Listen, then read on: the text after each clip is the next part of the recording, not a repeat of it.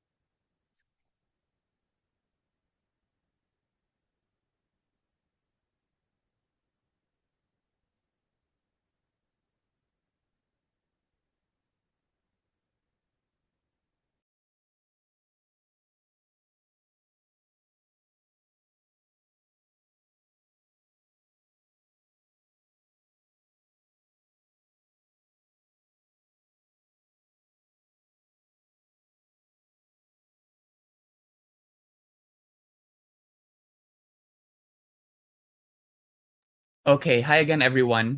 It's 4 o'clock, but there is still quite a number of people joining us right now as we speak. So please hang on a few minutes. We're going to start at something like 4:04 or 4:05, and then we're going to get the ball rolling. Thank you again for coming. We'll see you in a bit.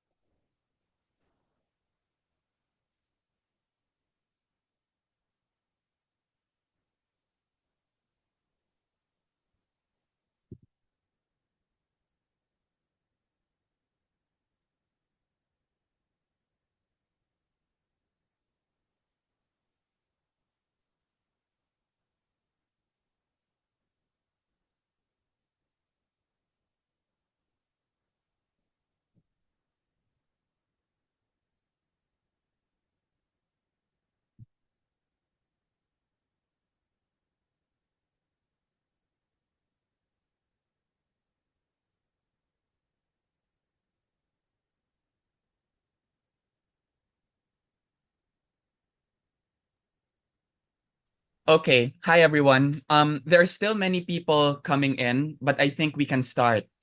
Good afternoon. Thank you for coming to join the first session of the UPD-Oxford Philosophy Lecture Series. We are very honored to be joined today by a very prominent professor from the University of Oxford. She is here right now. Her name is Dr. Julia Weckend.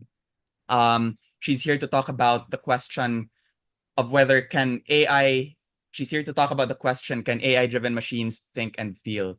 So just some reminders before we formally begin our talk. Firstly, please observe proper decorum throughout the event. Secondly, everyone is encouraged to open their cameras during the lecture. So if you can open your cameras right now, that would be appreciated. But if you can't, or if you prefer not to, that's all right as well. Thirdly, everyone is also requested to mute their microphones unless called to raise a question. So after Julia's presentation, we will have 30 minutes or so allotted for Q&A. And it's during the Q&A portion that you will be able to open your microphones. You'll be able to introduce yourself to Julia. And then you can raise whatever questions or comments you have. And then finally, as I mentioned, after the lecture, right, that will be your time with the audience. But during the lecture, if you have any comments or maybe some questions or concerns you want to raise in the chat box is always going to be open. So we're going to get straight to the point. We're going to open with some remarks from the chair of the UP Diliman Department of Philosophy.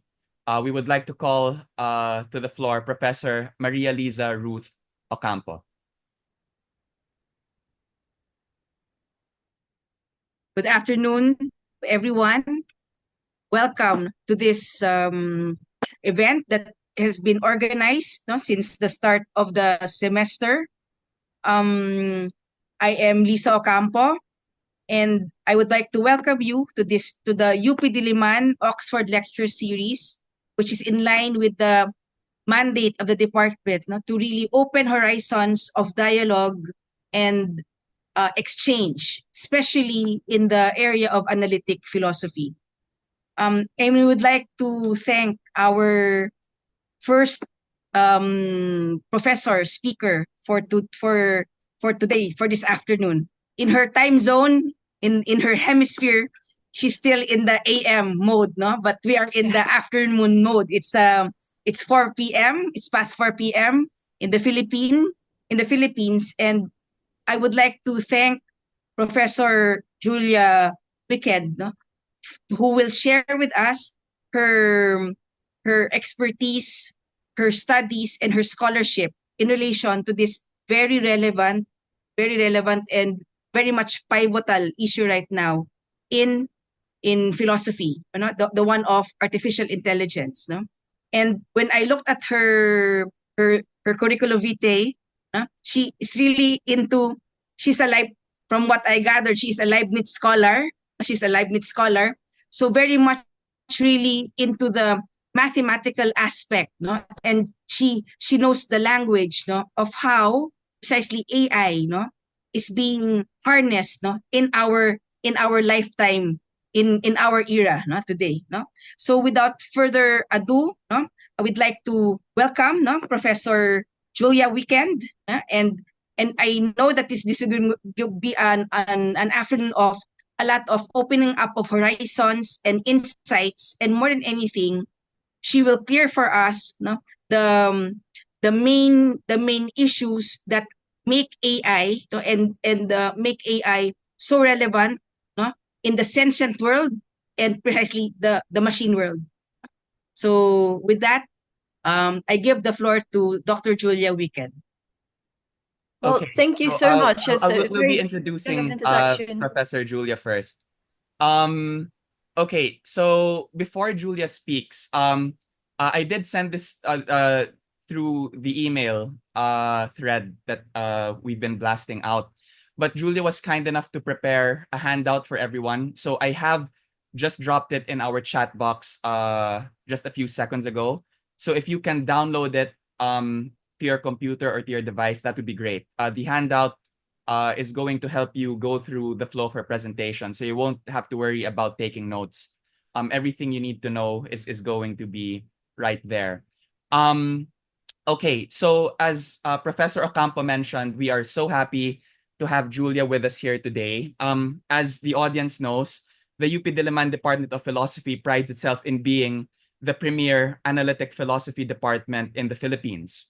So when we were designing and conceiving of this program, we were wondering what better institution to invite than the stronghold of the analytic tradition or the Anglo-American tradition in the world, which is Oxford University, which for the ninth straight year was ranked as the top university in the world, not just in philosophy, but across all of the categories. So allow me to introduce our speaker for today.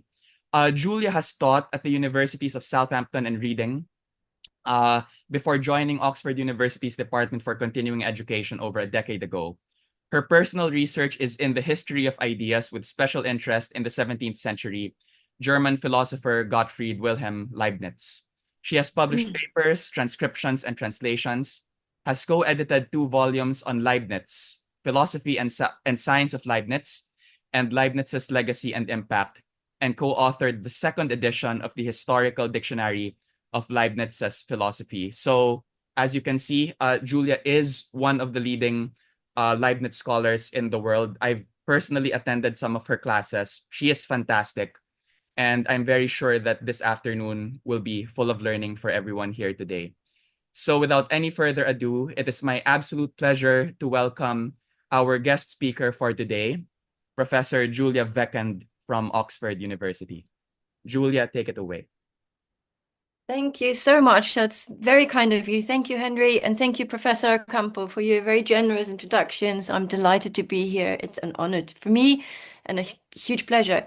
So I'm going to start sharing my PowerPoint with you. Let's see.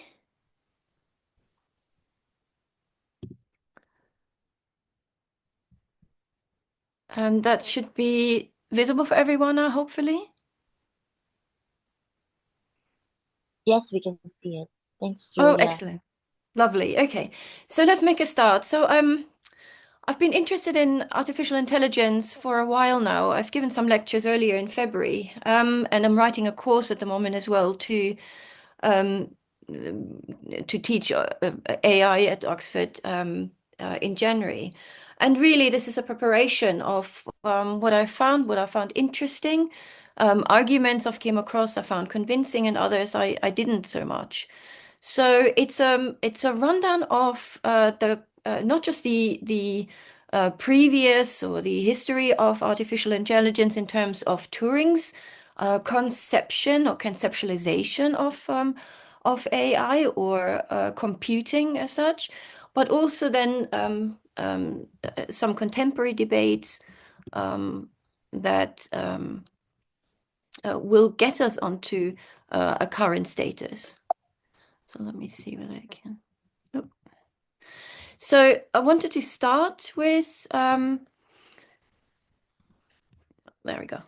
I wanted to start with a historical introduction. I'm going to talk very briefly about Turing's 2 papers, one from 1936, one from 1950. We'll discuss the Turing machines, and I'll show you what the Turing test back then was. and Turing's own objections, which are quite fun. Turing's quite playful in this paper, so it's quite nice to draw out the content, and extraordinarily visionary when he writes about computing and Turing machines and what they might mean and where the future might be. And then in the second half of the talk, I want to go to contemporary developments and compare the classical AI that's been developed over the last 80 years and connectionism, and discuss areas where generative AI still fails us, and then do some puzzles to show you and show you how we can test where AIs are not good still. And so the question whether machines can think and the question whether machines can feel will be answered through that segment. But let's start a little bit historical introduction. Alan Turing, 1912 to 1954. He is not the first one to think of computing or computation as such. We know from Leibniz, who designed the stepped reckoner in 1675, that was a particular interest. The stepped reckoner was a machine that could not just do addition and division, but also multiplication and division. So it was something that's was invented by Leibniz in order to help in terms of computing numbers. But of course, the big first step towards computation and computing machines was with Charles Babbage in 1837, who began to design the analytical engine, which was a steam-driven machine. And it was a mechanical general-purpose computer. Charles Babbage was friends with Ada Lovelace, the daughter of Lord Byron, who created then the first algorithm. So she'd invented, in a way, the program or a program for the analytical engine. Turing now, fast forward, starts writing about, he's a logician, he's a mathematician, he had studied at King's College, Cambridge for his BA and his MA. And in 1936, he's at Princeton to study under the logician and computer scientist Alonzo Church, the grandson of the logician Alonzo Church. And during his doctoral work already, he starts a paper and he writes a paper on computable numbers that then gets published in the Mathematical Proceedings of the University of Princeton. And there is the founding document of computer science, really, introducing for the first time the Turing machine, which is an abstract conceptual idea of a general purpose computer. So Turing wanted to find something that's so general that we can apply it to all sorts of things. He writes that paper, he publishes that paper, he goes and finishes his PhD in 1938, and war starts to break out in Europe. He's drafted then or asked to come to Bletchley Park, which is the British government's secret research station. So he arrives at Bletchley Park and he helps break or helps find further supplements to what the Polish spy services already cracked, namely a solution to the Enigma machine. So the Enigma machine was a machine that the Germans used to encode their messages. And with the Polish spy service having found the secret of the Enigma and how it worked, Turing then helped to make the mechanical device they used in order to decrypt these messages and make it more efficient. Also there builds the Colossus. All that is in secret. We don't know anything about it, and we only find out 30 years later that this all has taken place. And with the Colossus, he invents the first or designs the first ever electronic computing machine to break the Lorentz cipher, which is a code Hitler used to communicate with his generals. So huge contributions. And he's actually been said to have shortened the war by 2 years just with his inventions and with the developments he was able to contribute to the war efforts against the Germans. Now, in the 1936 paper, as I said, Turing introduces the Turing machine. And you can see a diagram of the Turing machine on the right-hand side here. So Turing machine has a long strip of paper that extends indefinitely in both directions. The idea is to produce something that in simple mathematical steps can conceive or can receive an input, and through a program, through an algorithm, come up with an answer. So part of the constellation here is that the Turing machine has this strip, which has symbols on it, which with then a scanner or a head transacts. So the tape is divided into squares, and each square holds a single symbol, like a 0 or a 1 or nothing. And there's also this read and write head that can read the symbols in its square. And then the machine looks at its transition function or set of instructions, and it looks at what it's meant to be doing at that particular square. So it follows the instructions that it's in its algorithm or its program that tells us what to do dependent on the symbol it reads. So it might erase the symbol at this stage, following the rules, and then change to another state. And so move on until it comes to a halt. So what we're ending up is with a green strip with different symbols, which are the answers, or is the answer to the questions set out in the first place. And so the set of rules is finite, but the actions that can be performed are indefinitely many. So that's the universal Turing machine. And in that way, anything that operates as a Turing machine has a memory with discrete symbols and a way of serially accessing and changing its context according to that algorithm and program would be a Turing machine. And the universality of that Turing machine it becomes clear when we look at to what it could apply as well. So a person who works like this to produce the results of computations would, by definition, then also as a person be operating or be a Turing machine. Any cognitive processes, once decomposed, can all be executed by a machine, and so be assessed by a Turing machine. And then, of course, anything the human brain can do, any function it can compute, could also be done or computed by this electronic digital computer, resource limitations aside. So the machine is the idea, Turing's idea is so general that we now can set out and apply to all sorts of things. And Turing gives us the idea of a Turing test. How could we find out that a machine might think? This now takes us to his famous paper from 1950 on computing machinery and intelligence. And it opens with Turing's famous question, can machines think? And he immediately asks himself, how might we approach that answer? How might we approach answering that question?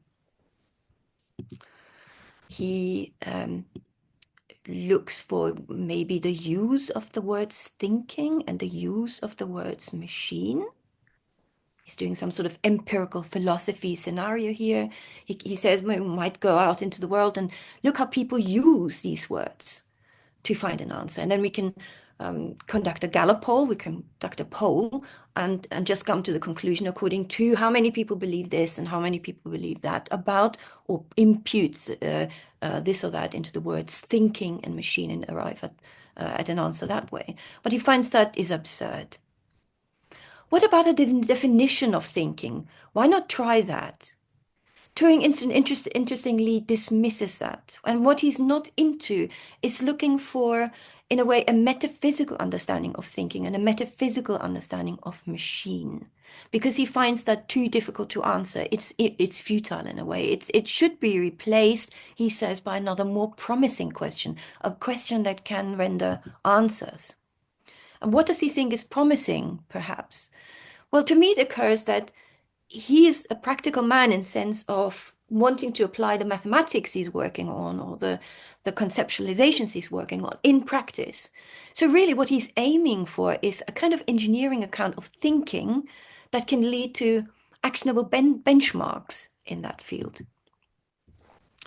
Also note, interestingly, that with the refusal to ask for a definition, he's not looking for necessary and sufficient conditions of thinking and of machine, which is the classic analytical approach in metaphysics. The idea here is if you have necessary conditions and you have sufficient conditions and you have both in one case, you have a definition and you know what the thing is. Turing, on the other hand, is only looking for or only creating with his imitation game account a sufficient account. The question he wants to replace his original question, can machines think, is the following. Are there imaginable digital computers which would do well in the imitation game? So replacing the metaphysical with an epistemological question, a question about how the machine would fare to somebody observing it. Through that, Turing recast the problem in form of a game. If an electronic computer could be sufficiently human-like, he thinks, we must credit it with intelligence, we must credit it with thinking capacities, i.e. with intelligence. And then a machine would pass this sort of simulation of intelligence or thinking, the mimicry test, if it could fool the average judge at least 30% of the time. So this is the Turing test. Here's the imitation game. Turing takes the imitation game, which is the actual Turing test. So imitation game and Turing test means the same, from an old Victorian parlor game. And the parlor game was as follows. You would have a man and a woman in one room and then an interrogator outside. And the task of the interrogator is to determine which one is the woman. And the interrogator would do that by asking questions and receiving answers back from the room, preferably in written form so that voices wouldn't give away which is the man and which the woman. And the interrogator, after a while, would have then to determine, having questioned for a while, to see which person is which. So is A the man and B the woman, or A the woman and B the man. So this is the kind of scenario, the setup Turing wants to follow with his imitation game here. So the task for the interrogator is to establish through the sequence of written exchanges, which is a man and a woman. And of course, in our case, it's not a man and woman. In our case, it's a computer and a human. And even though the machine might have thinking processes completely unlike humans, note that if the machine can fool the interrogator into thinking it's human, then we would have to say the machine thinks. Turing leaves us a prognosis, which I think is quite significant. I'd like to read it in full because it just is such a lovely example already, how prescient he was, how much vision he had already at that point of time, when there wasn't even a built computer yet. So he says, I believe that in about 50 years' time, it will be possible to program computers with a storage capacity of about 10 to the power of 9, which is a gigabyte. He's a little off there. To make them play the imitation game so well that an average interrogator will not have more than 70% chance of making the right identification after 5 minutes of questioning. So the original question, can machines think, are believed to be too meaningless to deserve discussion. Nevertheless, he says, I believe that at the end of the century, the use of words and general educated opinion will have altered so much that one will be able to speak of machines thinking without expecting to be contradicted. So he thinks that actually the idea that machines think will be so commonplace that we wouldn't even ask that question anymore. I now proceed to consider opinions opposed to my own, he says. And these are quite fun. So he moves on into this in this chapter now to consider what somebody who doesn't think machines can think would say to him. And he starts with the theological objection. So somebody might object to his idea that machines can think if they pass the Turing test by saying, well, isn't thinking a function of man's immortal soul? he dismisses that as an atheist. And he dismisses it with the response saying, but why would God divide the world into animate and inanimate? Why could not animals have souls? And why not machines? Why not artificial beings? So he's not convinced that that's a standing objection. The second objection he looks at is the heads in the sand objection. And the objector says the consequence of machine thinking would be too dreadful. Imagine what would happen if we have superhuman intelligence, for example. Wouldn't that be too scary to consider? So let's better not think about it. Which is kind of something we can relate to, I think, nowadays. So this dystopian scenario for superintelligence, bringing the end of extinction to humanity, is something we quite frequently discuss, at least here in Oxford. Turing says that's not an option. We're moving forward. This is in the cards. This has been, the ball is rolling. So this is certainly not something we can afford. The third objection is the mathematical objection, or according to Gödel.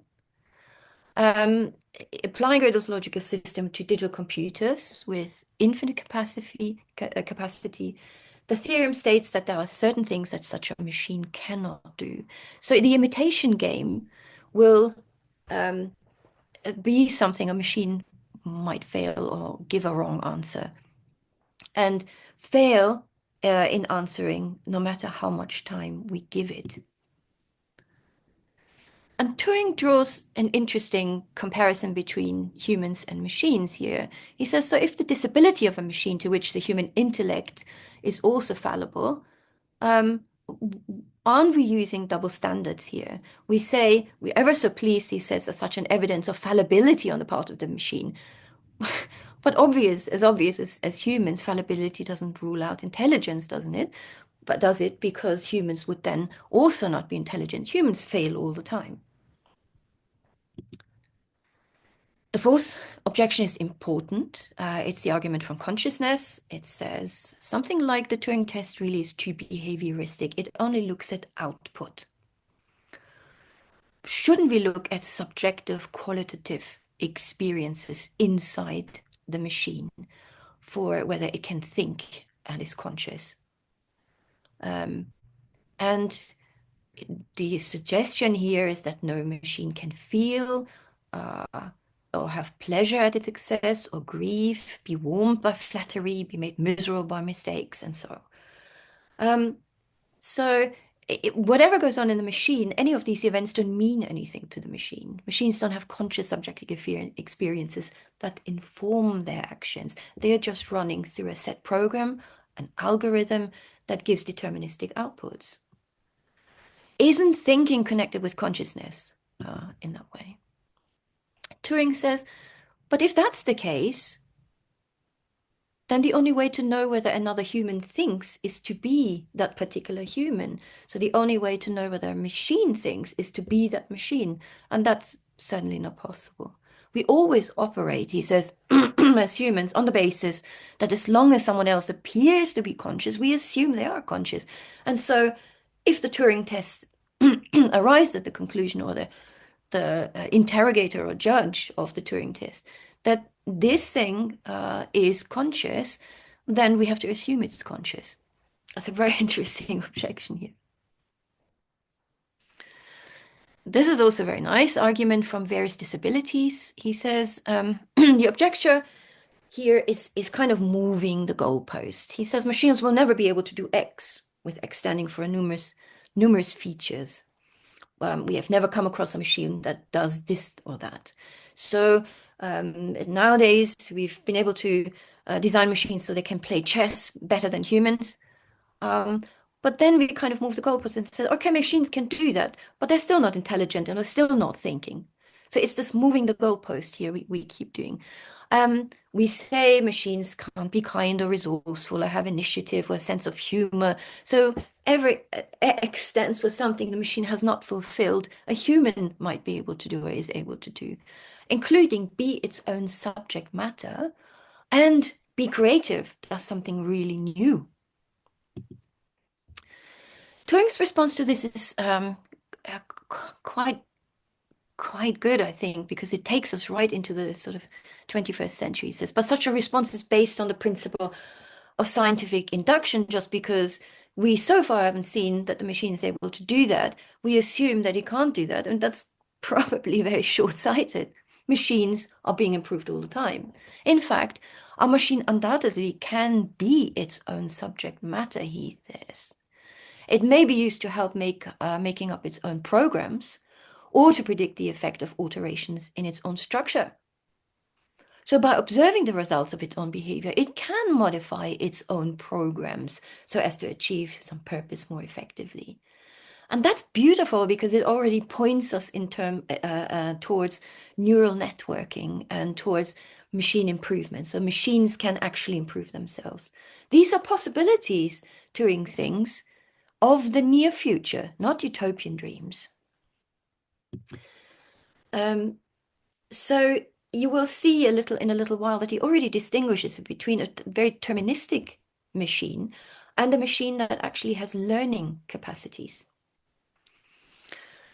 This is Lady Lovelace, objection 6, where Lovelace says in her memories that the analytical engine, she fears, has no pretensions to originate anything.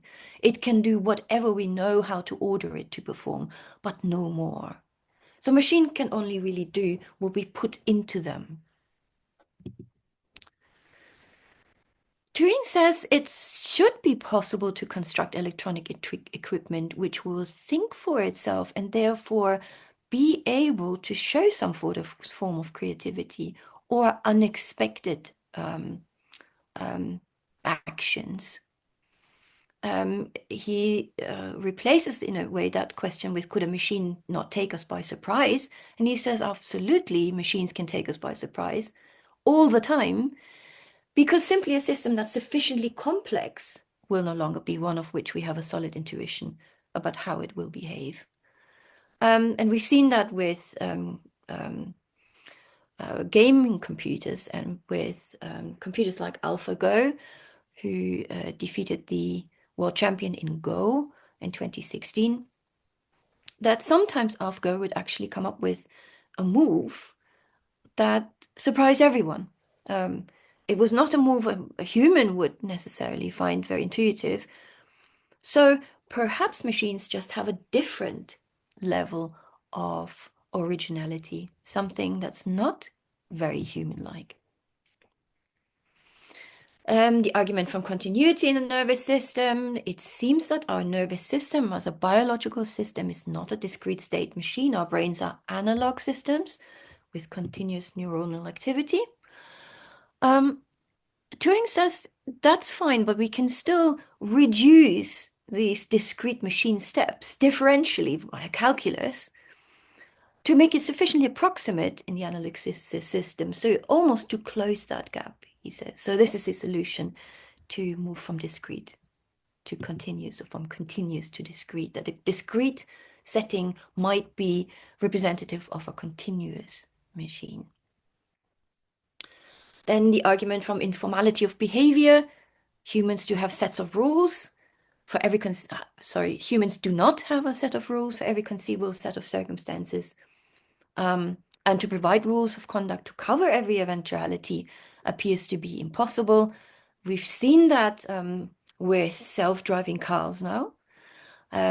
We have cars that are pretty good as long as they stick to a course they're very familiar with, but put them in unfamiliar circumstances, novel occurrences on the roads, and the self-driving car starts to fail and make mistakes. So that's really interesting. And this objection will be really super important for the second half of what I'm going to talk about.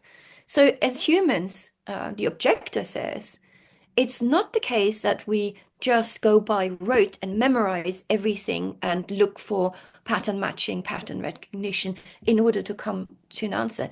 There is something in us where we can reach out to some resource and be able to cope with novel situations. So situations that haven't been occurred to us ever yet. And this is interesting because it resonates with much of some work by François Chollet, who says that intelligence resides in these gappy moments where there are no apparent rules set up already.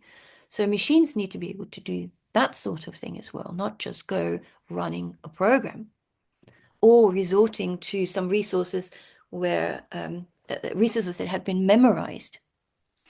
I'll show you a little bit of that later, and then we also do some puzzles that turn that out. Now, Turing's interesting response here that it's really true that for these human cases of snap decision making when confronted with novel situations, is it really the case that there are no laws of behavior? Or is it simply the case that we haven't discovered these laws yet? And this relates nicely to what in psychology and behavioral economics is nowadays called the system one, system two thinking. Understanding of behaviors. Yes, there are laws of behavior that may be automatic, system one, so unconscious automatic.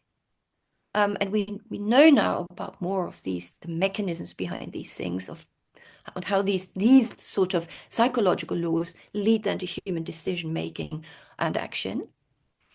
And there's also the other type of decision making that goes slow and step by step. In terms of the reasoning processes. So as humans, we do both. Perhaps machines might be able to do that as well. The last argument is quite quirky. The last objection is the objection from telepathy. Turing believes that, or he at least pretends he believes that there's such a thing as telepathy, mind-reading abilities between humans, and of course machines could never do that, could never be telepathic. Whether he actually thinks of telepathy or he thinks just mind reading, as in empathetic mind reading of understanding what other people feel and perhaps even think, or whether he's just a sign of its time that in the 50s, telepathy is perhaps still something that might be on the table, just as hypnosis was a fascination for many of the psychologists of the late 19th and early 20th century. So perhaps we might take him with a dash of salt here. He says, well, okay, fine. I mean, telepathy and mind reading, yes. But if we go by probabilities, perhaps we can get close enough and get it right often enough what other people think, just as much as we do when we go to a medium, for example. And let's say a bad medium doesn't actually be able to read the future. A bad medium just looks at probabilities. Is she going to give birth to a boy and a girl? And it's 50%. But there are other probabilities that might be worked out. So he goes for probabilities to assuage this. And he says for the imitation game, it just simply would suffice to put the competitors in the telepathic proof room, whatever that might be. And he closes his wonderful paper with the following: we may hope that machines will eventually compete with men in all purely intellectual fields. But which are the best ones to start with, he asks himself. Even this is a difficult question. Many people think that a very abstract activity like playing chess would be best. Yes. It can also be maintained that it's best to provide a machine with the best sense organs that money can buy. Yes, so robotics comes into play here. And then teach it to understand and speak English. Yes, that points as perhaps large language models. And he says this process would follow the normal teaching of a child. So there's a learning process he suggests for machines, the teaching of a child, and he talks about the teaching mainly in terms of reward and punishment. So the element he picks out of the teaching of a child is that we reward children for doing good things or getting it right, and we try and punish. It's again a sign of its time, I guess, the child for doing things wrong. And things would be pointed out and named, etc. And so again, he says, I do not know what the right answer is, but I think both approaches should be tried. So this is significant. He doesn't only think of a classical symbolic AI system here, but he also, in a sense, prepares the way already for neural networks. And he says we can only see a short distance ahead, but we can see plenty that needs to be done. And that's the closing of the paper. So that takes us now to our part 2, our second part. And here I want to look at contemporary developments and particularly ask the question, how could we measure intelligence? How can we measure thinking skills in machines as much as in humans? So, as I said, Turing laid the foundations for us to pursue 2 different research programs in his 1950 paper.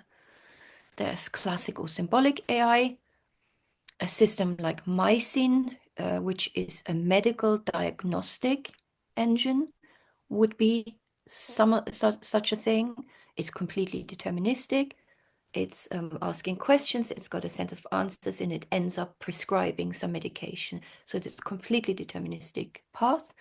But there's also something called connectionism or artificial neural networks. And the idea is here for the artificial neural networks to absorb this idea of being able to learn. So we can train neural networks and the neural networks can learn and improve themselves. A neural network consists of large numbers of artificial neurons or artificial nodes related to one another by connections, whose excitatory or inhibitory weights can then be altered by the programmer. So the idea here is, and neural networks start really in 1959 already. But at that stage, the models were quite simple. So you had an input layer, you had an output, and one layer in between, a hidden layer. But this hidden layer, it worked well as long as there was only one layer, but it started falling over, it started failing when you added any more layers to make the system a little more complex to get a little bit more work out of it. And so research on artificial neural networks stopped in a way and started up again only in 1986 with a very famous 4-page paper by Rummelstadt, Jeff Hinton, and David Williams. And in that paper, the idea of backward propagation was introduced, which then allowed the layering of the hidden layering be very complex. So it takes us now into what our LLMs are using. Our LLMs like ChatGPT 4, which is out at the moment, or 4.0, which is out at the moment, has and it's not officially confirmed, an undisclosed 1 trillion parameters. Everything that was ever written as data was fed into it, anything from the internet, all books, Wikipedia entries, and so. So it's an incredibly complex setup that can deal with all sorts of questions we ask it. And deep learning is the training of these LLMs to guess the next word in a series of words. So we have examples like when it rains, you can take if the LLM produces the right word here, we let it go. If it produces the wrong word, if it says broom instead of umbrella, we ask it to change and in a way let this change trickle through all the way backward. So that's backward propagation. So that mistake will never happen again. So again, as Turing said, this is the learning of children, perhaps as an example. If it says the right thing, then you reward it. And if it doesn't, you go back and punish it in terms of changing its output. But what generative AI LLMs cannot do, and I lost the O of the do for some reason, is also interesting. So we have these incredibly efficient and incredibly powerful large language models that deal with all the data that had been fed into it, that had memorized this data, and is capable of pattern matching, pattern recognition, pattern matching. And really, I mean, starting with early LLMs, you could already see that although they sound human in the text they produce, and although they have a huge vocabulary and perfect grammar, they seem to think still very differently. And they think differently, very likely because neurons are nothing like neural nets. So the neural nodes in a neural net are nothing like brain neurons, which work on a more sophisticated basis. So a brain neuron can relate to other neurons in multiple ways, in infinitely many ways, in a sense. So the brain is far more complex than what we will be finding in an LLM.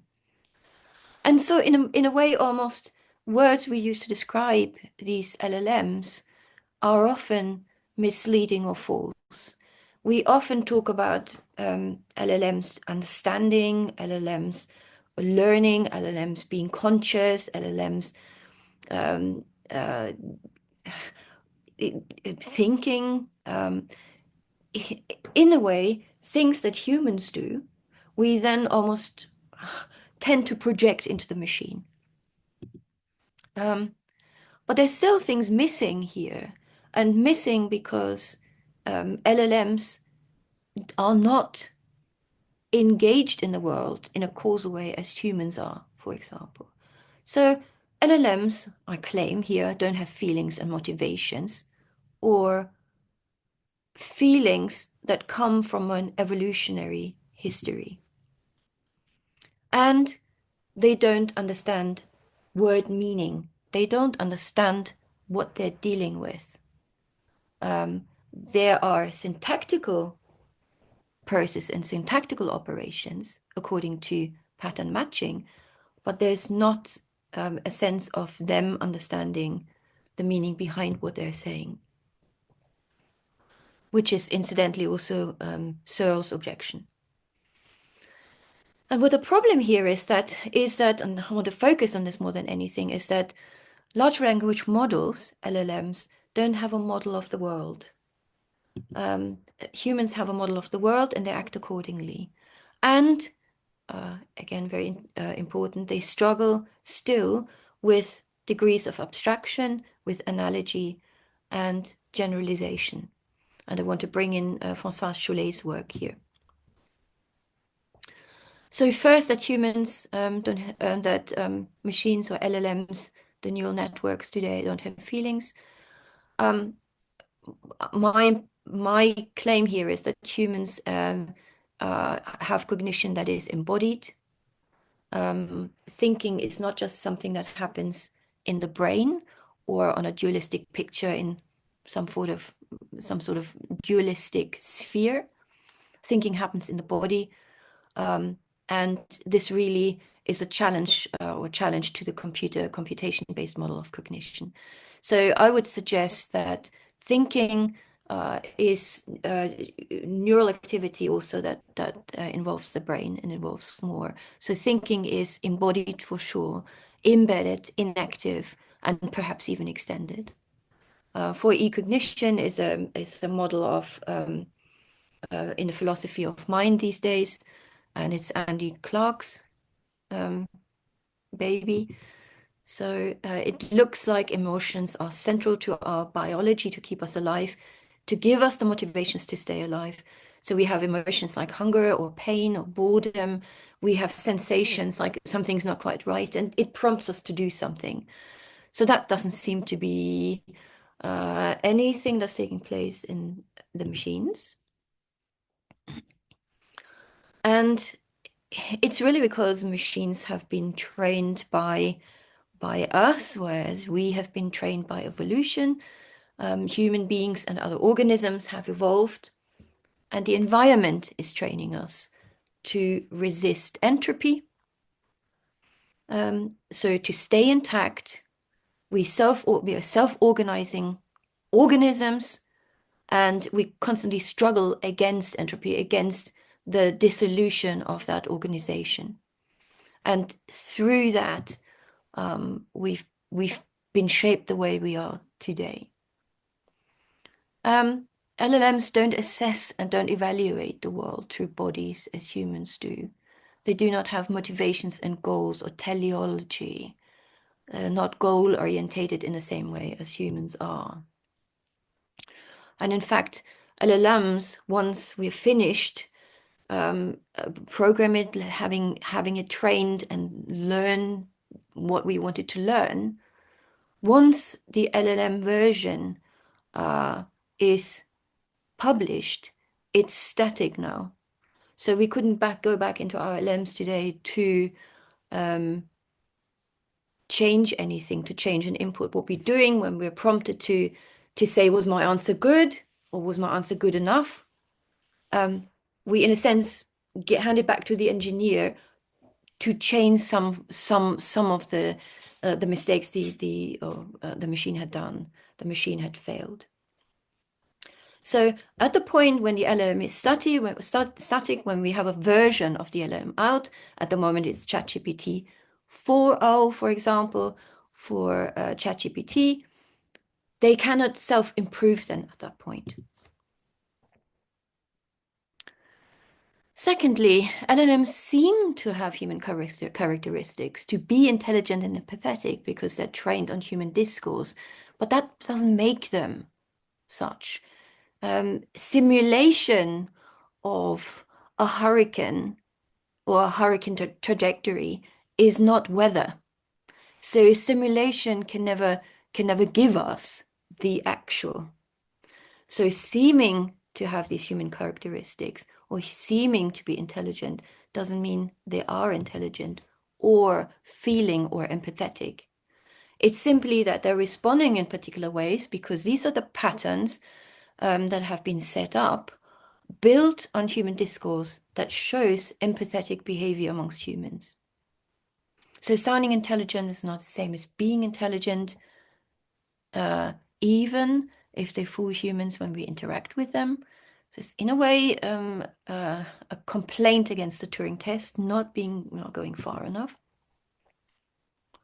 Turing machines act as if they understand meaning, but they don't. And you're, I'm sure, familiar with Searle's Chinese room argument here.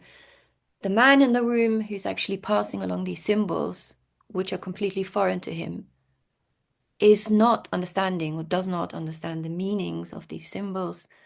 It's what he's doing is pure syntactical changes. And Searle's idea here, in a nutshell, is that you never can get from syntax to generating semantics. Even multiplying syntax and making it more complex will not ever give you semantics. So this is Searle's objection. This is incidentally also what Luciano Floridi thinks.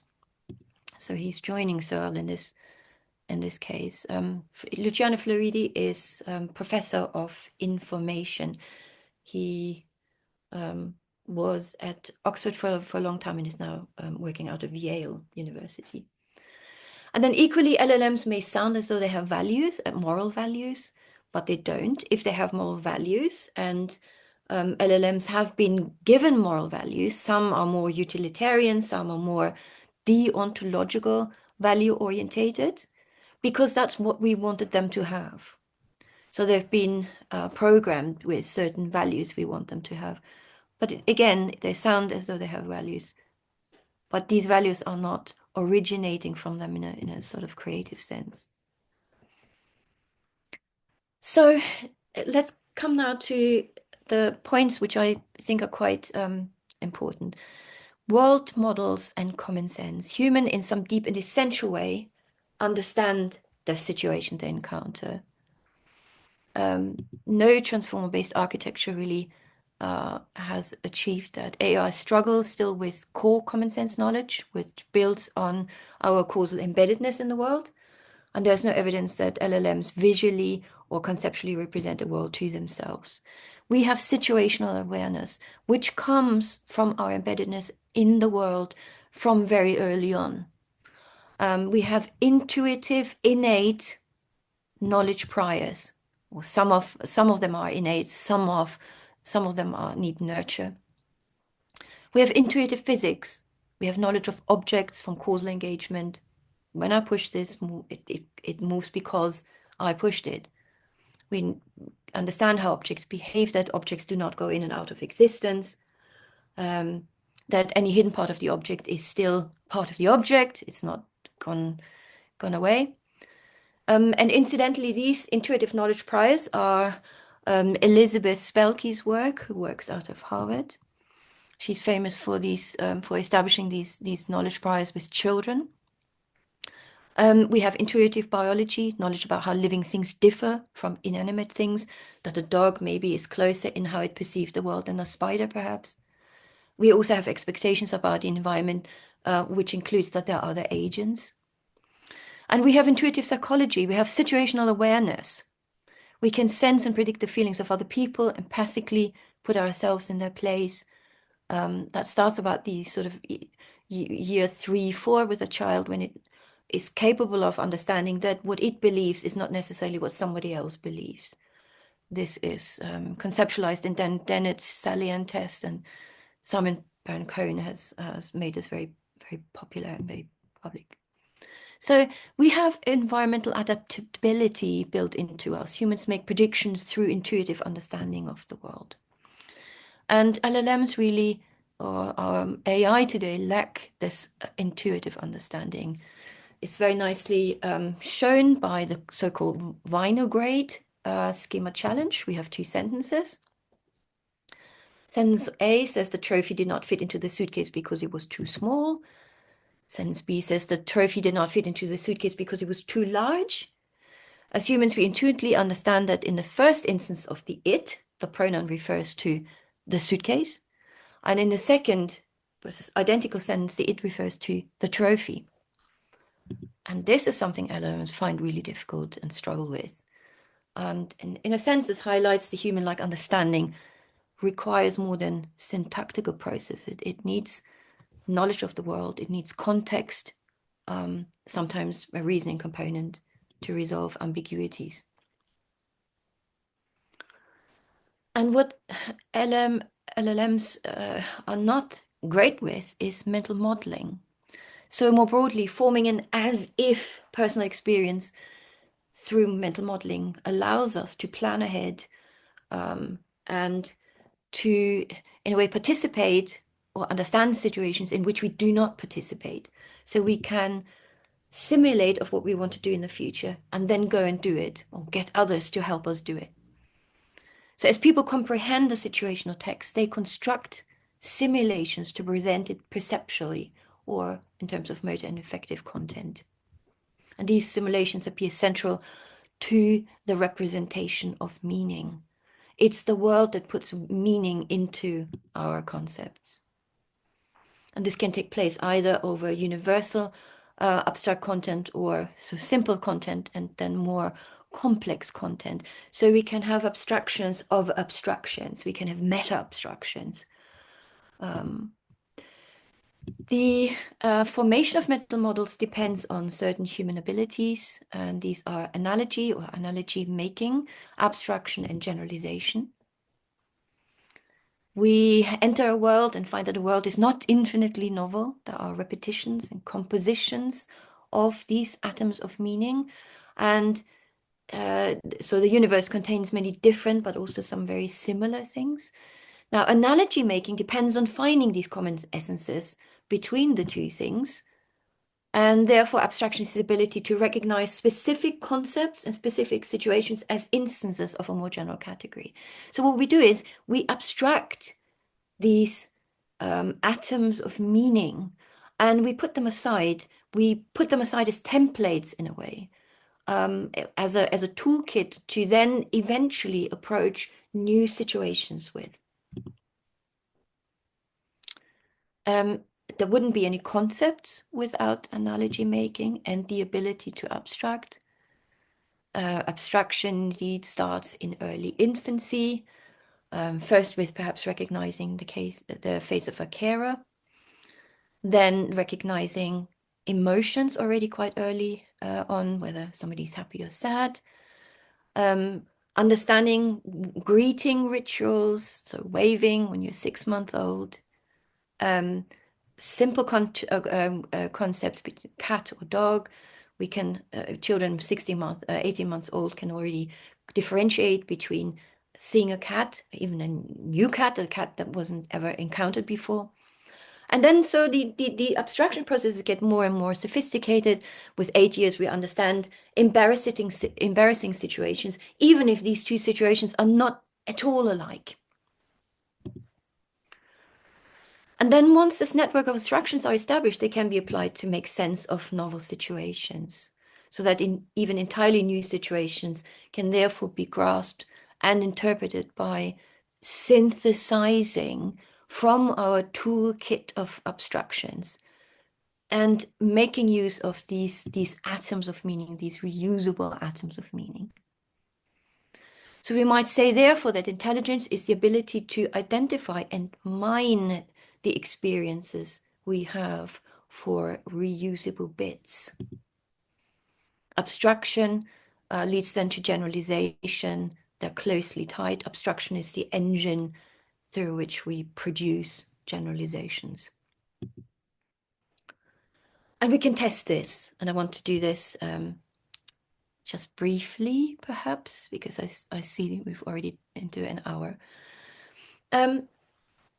We can test abstraction, how good humans are finding the relevant difference on these between two things by using Bongard puzzles. Now, Mikhail Bongard was a Russian scientist. He published a book on pattern recognition and giving us 100 problems, visual problems, as challenges for AI programs. This is already taking place in 1967. I left a link here for his puzzles. So what you have here is 2 panels, each divided into 6 pictures.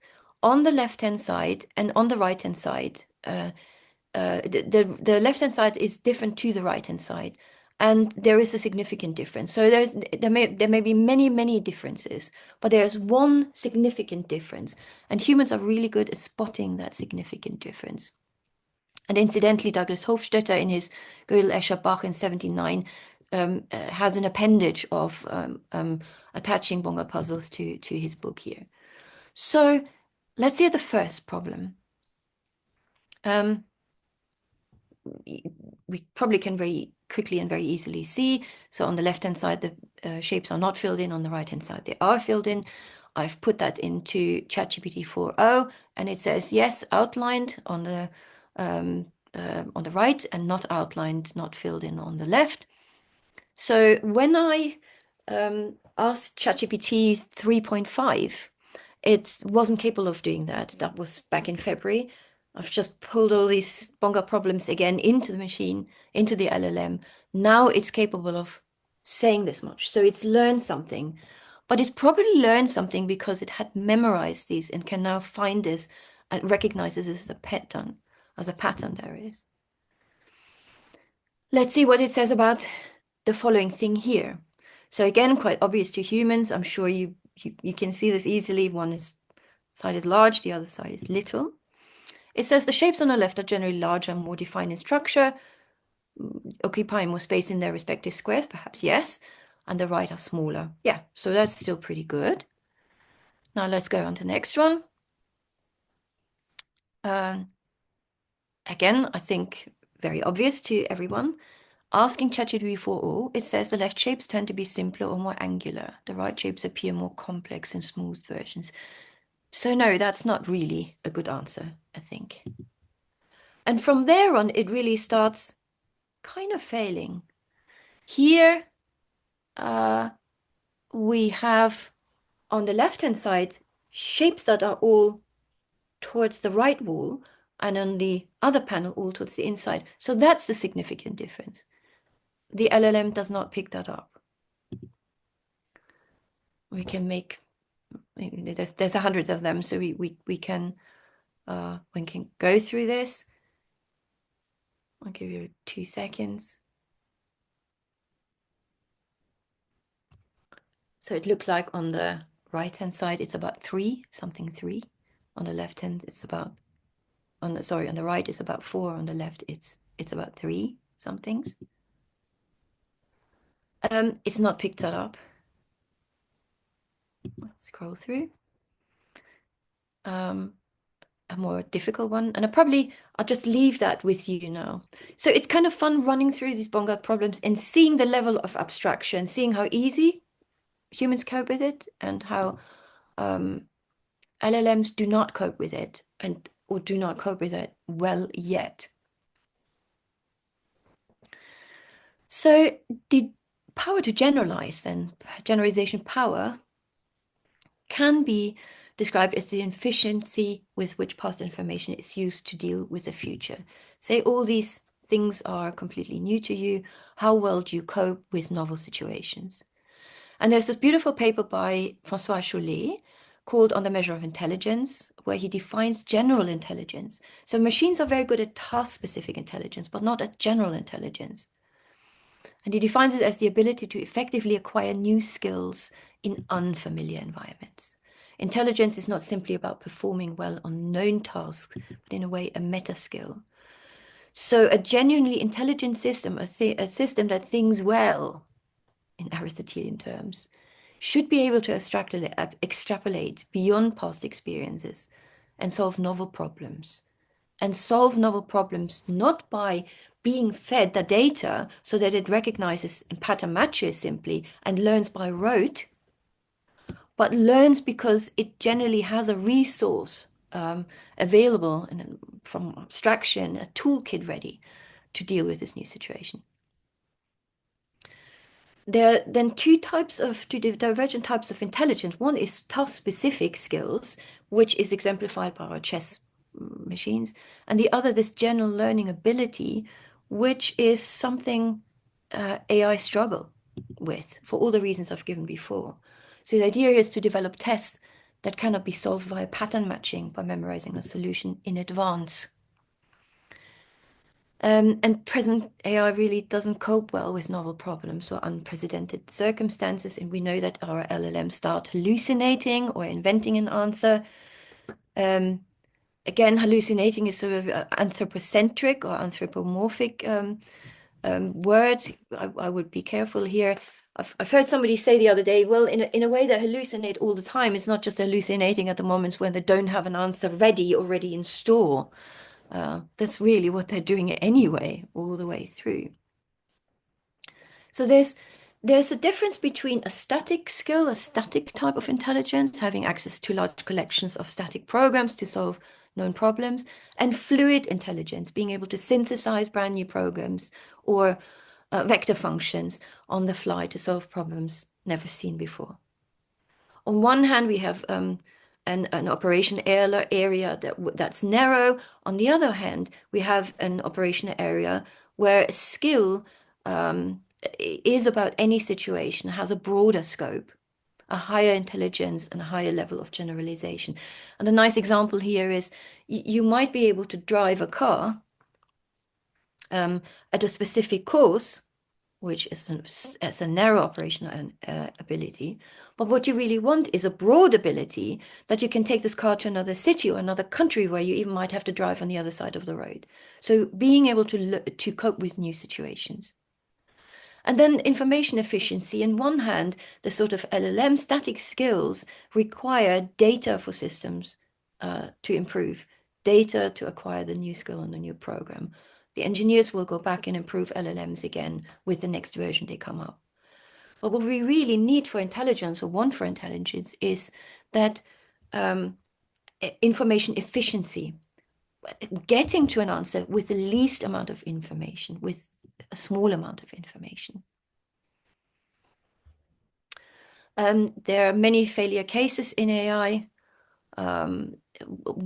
the one in 2023, the LLM would not do well on was the question, and I'm sure everybody has seen this, what's heavier, 1 kilo of lead or 1 kilo of feather? The answer, of course, is the same. But when we asked it now the question, what's heavier, 10 kilos of lead or 1 kilogram of feathers, it still says the same, because that's what's found everywhere on the internet. It's been patched now, but it had to be adjusted. The same for Monty Hall problems about where's the goat and where's the car. If you change any little bit about this, the LLM stops having an answer to it. It's extremely sensitive to phrasing, which numbers are used in examples, which phrasing is used, which cities are used in a particular answer. If you sway from the original examples, it's not coming up with an answer. It's not adjusting to that change. So there's then problems with generalization and compositionality in LLM still. And François Chollet has developed an intelligence test for machines. This is in 2019. He calls ARC AGI, Artificial Reasoning Corpus. And there he has, again, visual puzzles. It's about 900 of them. And each one is a novel type of puzzle. So you get example set, and then you are meant to come up with your own answer given what you've been looking at, given the examples you've been looking at. So again, people are very good doing this. Humans are very good. AI, not so. So for us, it's pretty easy to come up with a square that would fill into that black hole there. And again, here, that's just another example, extending the blue line and drawing where the green squares should go. Pretty easy for us. Not great with LLMs. And it tells us something about, and this is how he tests these things. So he tests LLMs, or he tests neural networks, and has a set of humans and the machine doing the same process. And he's asking the human about the introspective processes they're going through in order to arrive at a conclusion. And it's interesting how humans operate in this case. So at the moment, the state-of-the-art LLMs are doing between 5 and 9% of correct puzzle solving of these puzzle grids, except for Claude 3.5, who did a little bit more, 21%. There's actually just another result that's come out 3 days ago. There's a group of people who now have been able to arrive at a accuracy of 46% as state of the art of the LLM. That's just literally happened 3 days ago or so.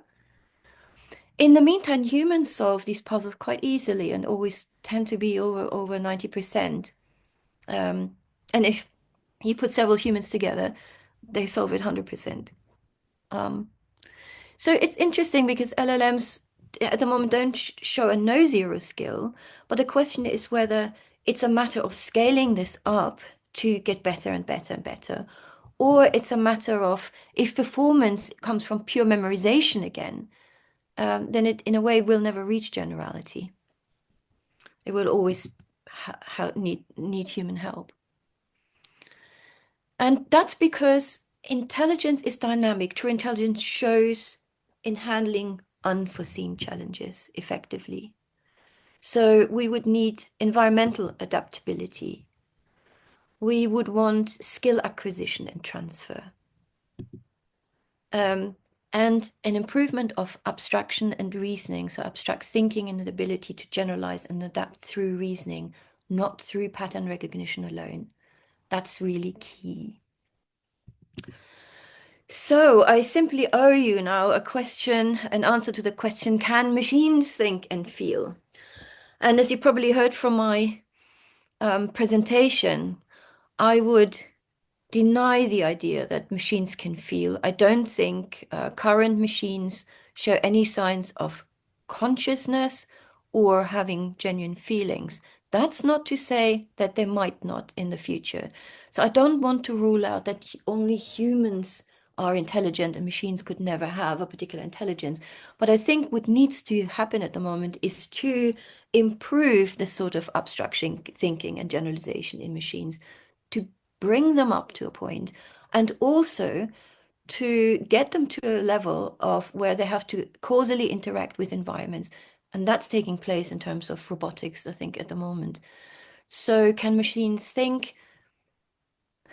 Yes, the philosophy of mind has given us functionalism and computationalism and connectionism, and all these theories are in a way accommodating of the idea that machines can think. I'm not sure it's a good terminology to use. I'm not sure we should even talk of machines thinking, even though Turing thought that it would be so commonplace we wouldn't have to think about it anymore.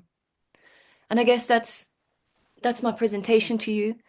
And thank you very much for listening. Okay, thank you very much. Let's give a round of applause for Professor Weckend's presentation. So that was a very deep and comprehensive discussion, and we do have a clear answer from Julia. So basically, Julia says no. AI-driven machines cannot think and feel, contrary to what many people might think nowadays. Um, okay, so this reminds me a lot personally about what Noam Chomsky says about whether AI machines can think these days, right? Because basically, the point of Chomsky is all computing is thinking, but not all thinking is computing, right? So there's a lot more to thinking than simply being able to compute formulas or what have you, right? Yes, that's a nice way of putting. Basically, they aren't at the stage of human creativity just yet. So okay, we're going to open the floor to some questions. I'm seeing quite a bit pop up in the chat, or maybe we can entertain those who are willing to raise their hands first. So I'm going to stop sharing my screen. Okay, we have one question from Bob. Okay, so we're going to entertain Bob's question first. If you have your own questions, or if you're too shy to open your camera or microphone, please don't be shy to share them on the chat, and we'll get to you in a bit. So can you open the floor to Bob, please?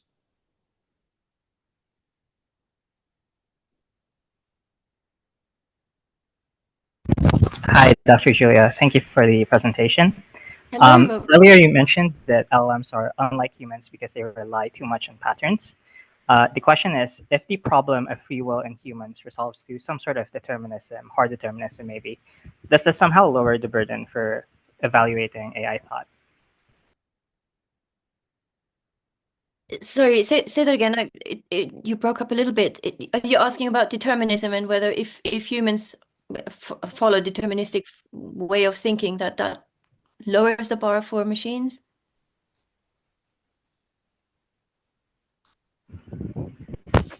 Yes, if it does resolve to determinism, would this lower our standard for valuing AI thought? Well, I mean, you see, I think we are biological machines as well. Of course, we are kind of deterministic machines to some extent, but there's also this ability to actually respond to novel situations, respond to things we haven't encountered before, and respond to it well. And I mean, in a way, I feel a little bit as if I'm doing this. This particular objection by Turing that said, oh, machines can't do X, so therefore, yes, I think if we want to improve machines, I think the areas to be working on would be the ones I've pointed out. Will that ever end up with a machine that perhaps is equal to humans or better than humans? I don't know. I can't tell. I'm just kind of interested or conscious of areas where I think work needs to be done for sure to raise the level of machine thinking, to make it so that at least in these terms, the machine is on equal par with humans. And then we can still see whether there is such a thing as perhaps emerging consciousness, but I'm really doubting it. So emergence in the world is important. Next research project to get that really well, to get that done, to get that right, so that machines can respond to context, encountered context, but also their ability to be creative or to deal with novel situations, I think is important. I'm not sure I answered the question.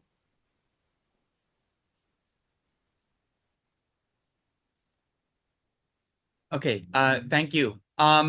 We have another question from Aljo. So I understand Aljo is from psychology, right? Maybe we can get a perspective from there. Okay.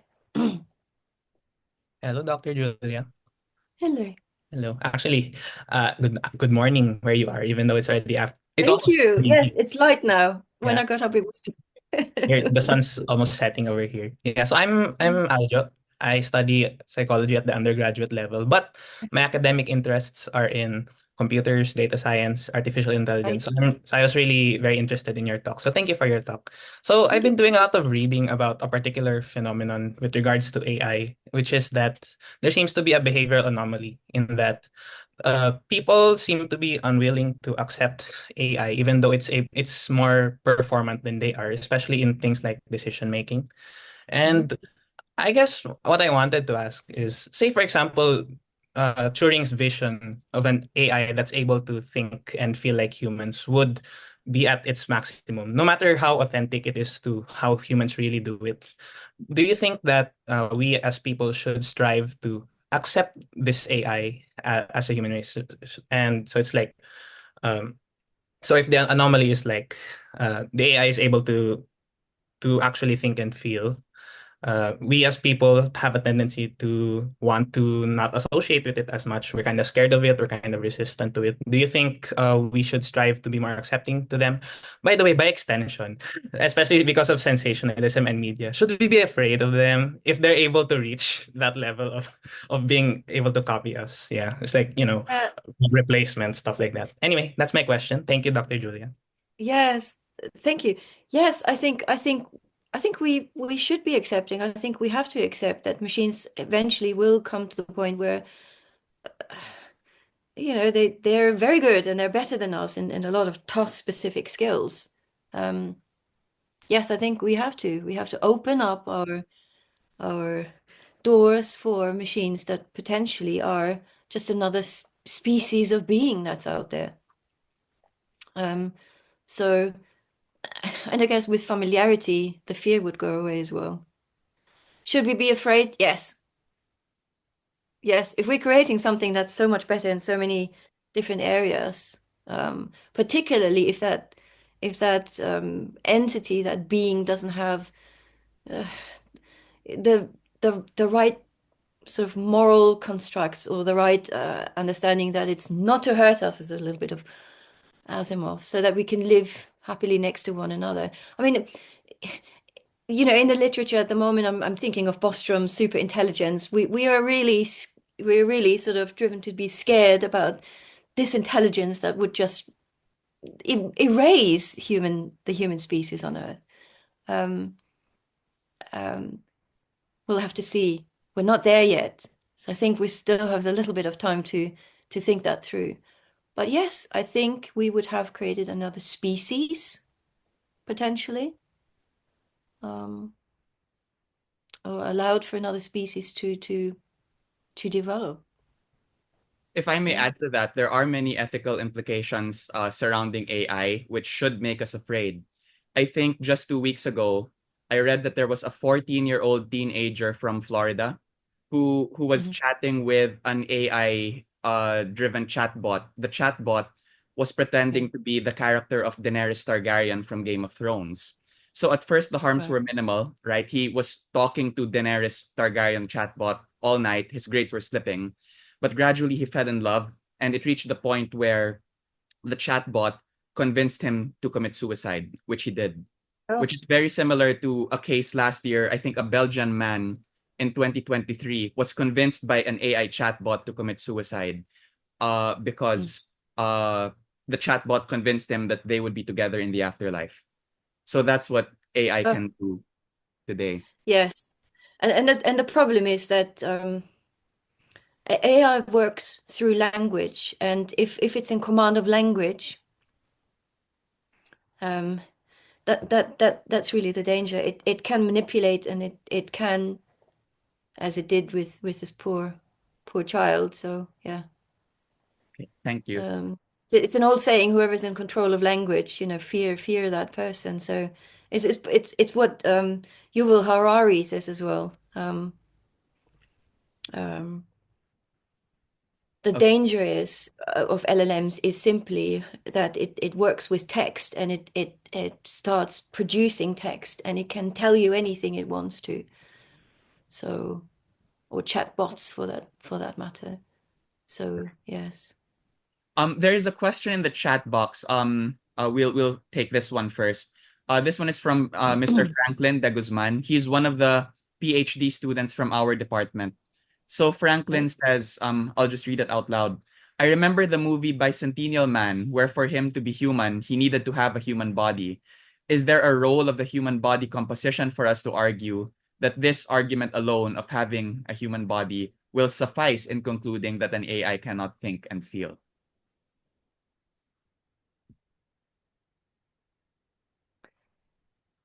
Well, no, I think, does it need a human body? I mean, it needs to be embodied.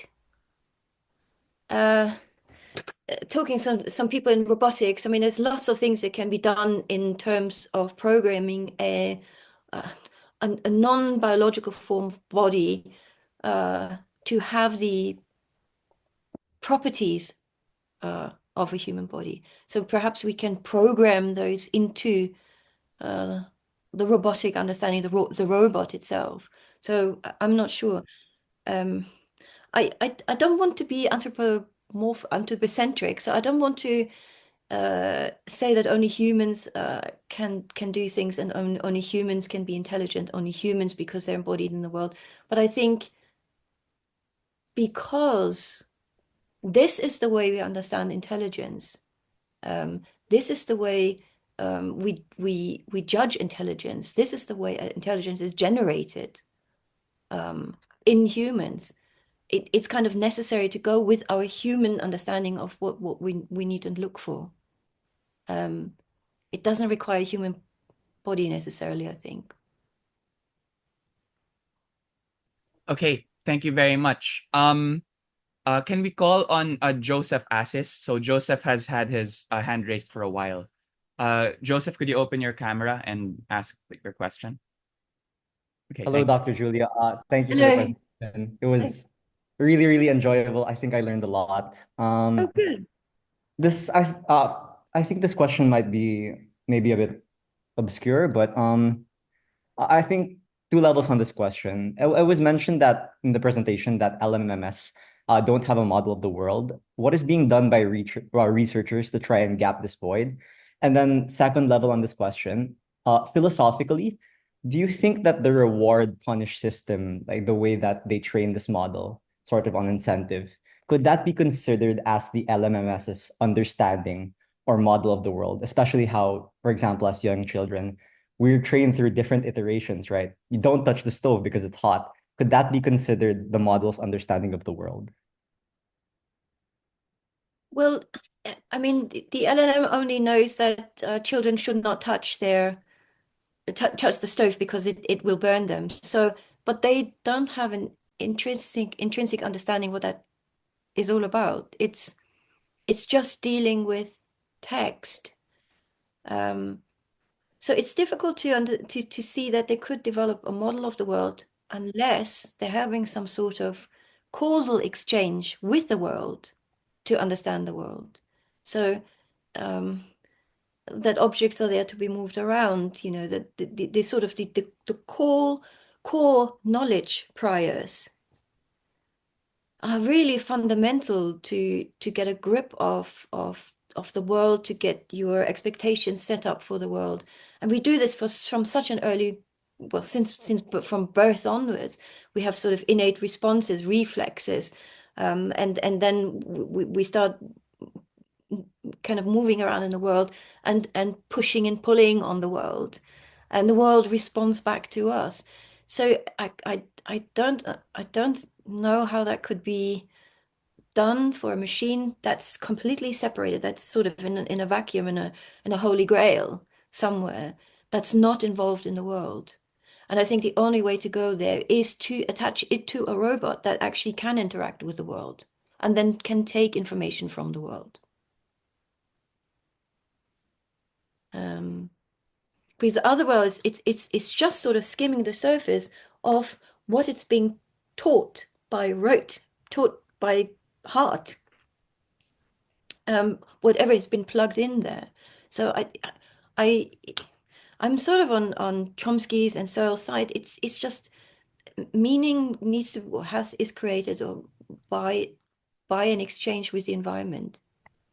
These atoms of meaning that arrive from experiencing the world is absolutely central, I think.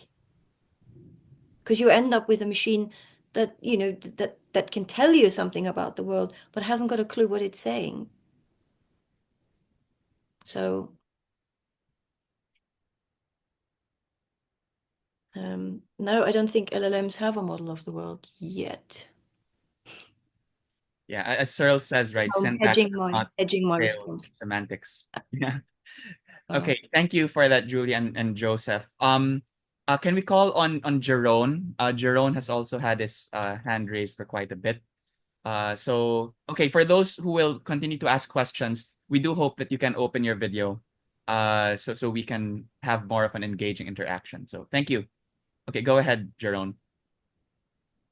Thank you, Sir Henry. Again, good morning, Dr. Weckend. Hello. Nice Thank you to for meet the you. insightful seminar. Thank you as well.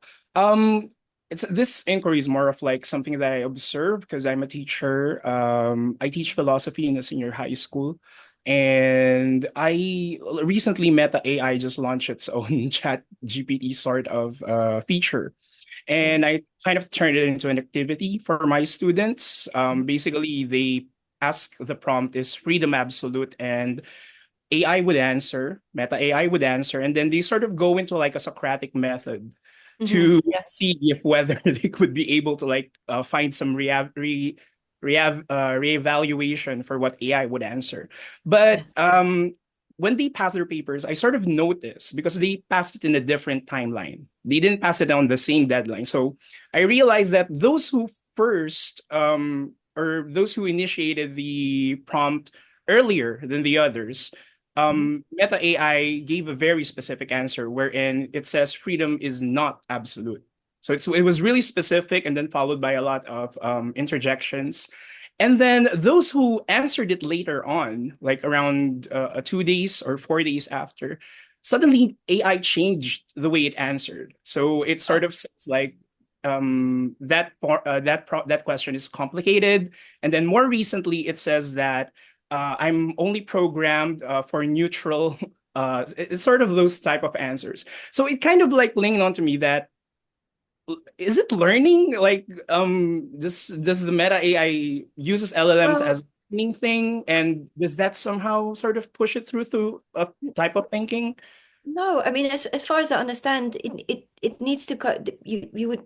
Did you use the same version? Yes, all of them, and the same prompt. And the same time span. See, I mean, I've been looking at ChatGPT for a year and whatever. Well, ever since it came out, really, but more recently. So I understand that it would need a particular casing, a particular fix in order to change its responses. I'm not aware that it actually can do this or Oh, would it's do sort of that. like a hypothesis out of observations, because maybe Right. like first group of them started doing the Socratic method thing, and somehow AI kind of like I don't know if it was programmed to like learn from this basic types of answering, and then that which might have paved the way for it to answer differently later on. Not really. I mean, as far as I understand, no, it should come up with more or less the same answer. Mm. That's really interesting.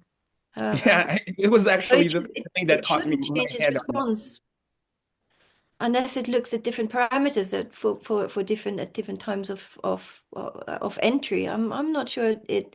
I'll have to find out about that. That's a really interesting case. Yes, it is.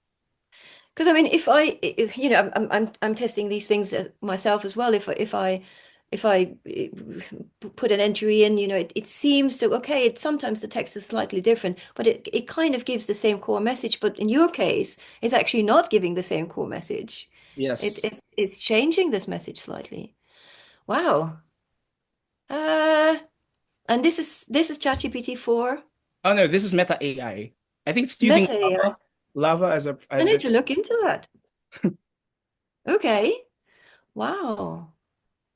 Uh, What really caught specifically from your power or from your presentation was the difference between static intelligence and fluid intelligence. And yeah. somehow, because of my observation, I sort of like figure out that could have been like an intersection of those two type of things. But knowing wise, as I also agree, AI shouldn't be learning. It's programmed to probably correct mistakes, but somehow Hmm. the past incidents made me think of whether it is actually That's learning. really, really interesting. I'll have a look at that. I want to find out more about that, and then perhaps we can have an exchange or so. That's really interesting. I'll try and find an answer. Thank you. No worries about that. Good Hmm. share. Thank you. Thank you. Thank you. Thanks for the question. Thank you, Jerome. So we'll jump briefly to the chat. So there are lots of questions there, but there's one question I would like maybe to raise on behalf of the uh attendee. So we have a student who is currently working on illusionism and phenomenal consciousness for his senior thesis. And he's a bit shy to ask the question, but I'll read Okay. it out loud for everyone. He says, to a certain extent, intelligence in machines is gauged by its proximity to human level intelligence. One component of this kind of intelligence poses that phenomenal consciousness, or the subjective feels, I guess the qualia, is important. If illusionism is true, then humans have no phenomenal consciousness. If this is true, would that suffice to say that we do not need to account for the machine as having subjective feelings, hence machines are thinking? So I really like this question because it begins to ask whether humans are conscious either. So maybe as Yeah. a bit of an aside, I hope you don't mind me sharing this, Julia. So when Julia was completing her PhD thesis, her advisor was Galen Strawson, who is the son of P.F. Strawson, whom you would know if you've studied philosophy of language in the past. So Galen Strawson is a panpsychist, right, arguing that the ultimate constituents of things um, have conscious properties as well. So, for example, the books on the shelf behind me, the table that I'm using right now, these have conscious properties at the ultimate level as well. So, I don't know, Julia. What do you think about that? Maybe can we ask your opinion on the question? Yeah. Yeah, illusionism is interesting because, of course, it says our own phenomenal consciousness is illusory, so we don't have to worry in machines or creating machines that may arrive at that sort of same level of being able to experience or look back on oneself and having these first person subjective experiences. It kind of just gets rid of the problem altogether, I suppose. So we're going back to notions of thinking that doesn't involve any of these features in machines or in humans. In a way, it looks like we're getting closer to the machine at that stage. So it's aligning us with artificial beings more closely, I suppose. Um, and yes, Galen Strawson would utterly hate that idea I think because, so. because of course, he promotes the idea that the world, even as such, is not as close to us as this qualia, this subjective understanding of oneself, which is the closest first thing there is before you can even show that there are physical things out there or anything else.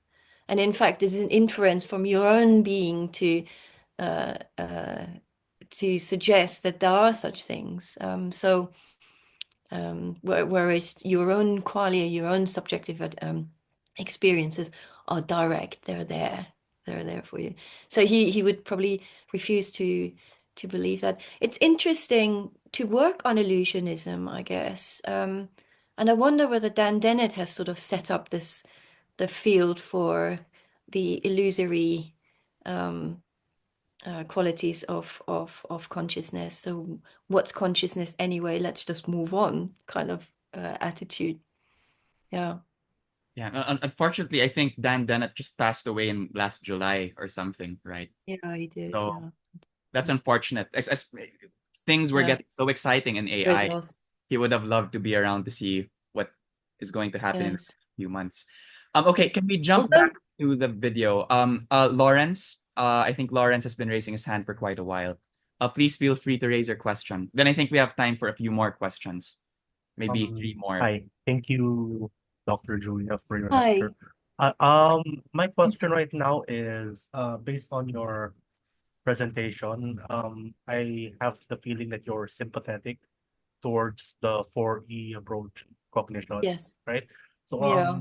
because currently my research is on AI, particularly on classical and connectionist AI.